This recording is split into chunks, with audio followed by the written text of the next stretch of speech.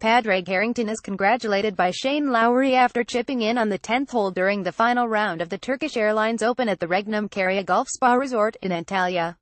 Photo by Warren Little. Getty Images. Pádraig Harrington could only doff his cap to Justin Rose after he produced his full repertoire of final round fireworks and still came up 2 strokes shy of the informed Englishman in the Turkish Airlines Open.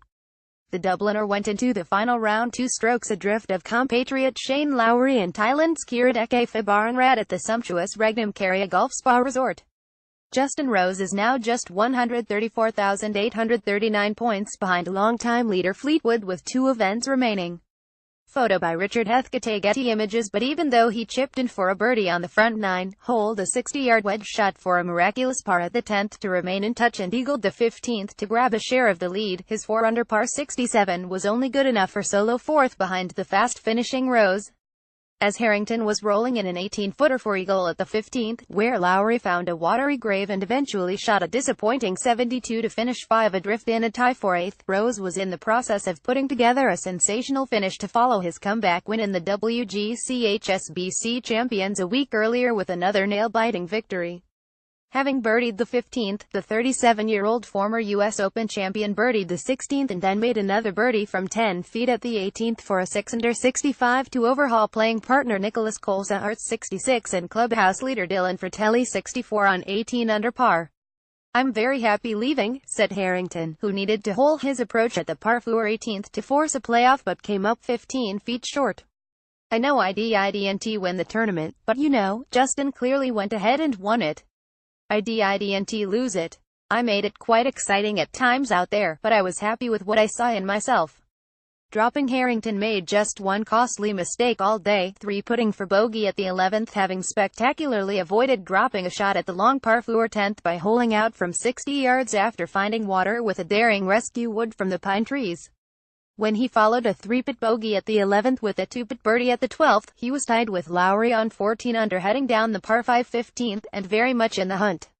But as the Offaly man found water short, dropping out of the title race with a bogey, Harrington made eagle to briefly join the lead only to discover 1 hole later that his rivals were going into overdrive. "Fair play to the 3 guys ahead of me," Harrington said. "I don't feel bad about coming home with an eagle and 3 pars for my last few holes, but just they were better players today." Harrington picked up 296,003 Ryder Cup points, and while he joins Lowry and Paul Dunne, who finished 10 behind Rose and 23rd after a 72 in this week's Nedbank Golf Challenge in South Africa, he's already looking forward to his winter break. "It's nice to show some form at the end of the year and give yourself some clarity about what you're going to do during the winter," he said. "You're always learning about yourself.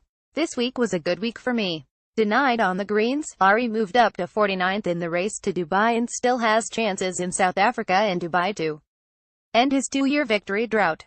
As for Rose, pictured left, his birdie on the 72nd hole was worth 985,495 race to Dubai points and means he is now just 134,839 behind longtime leader Fleetwood with 2 events remaining.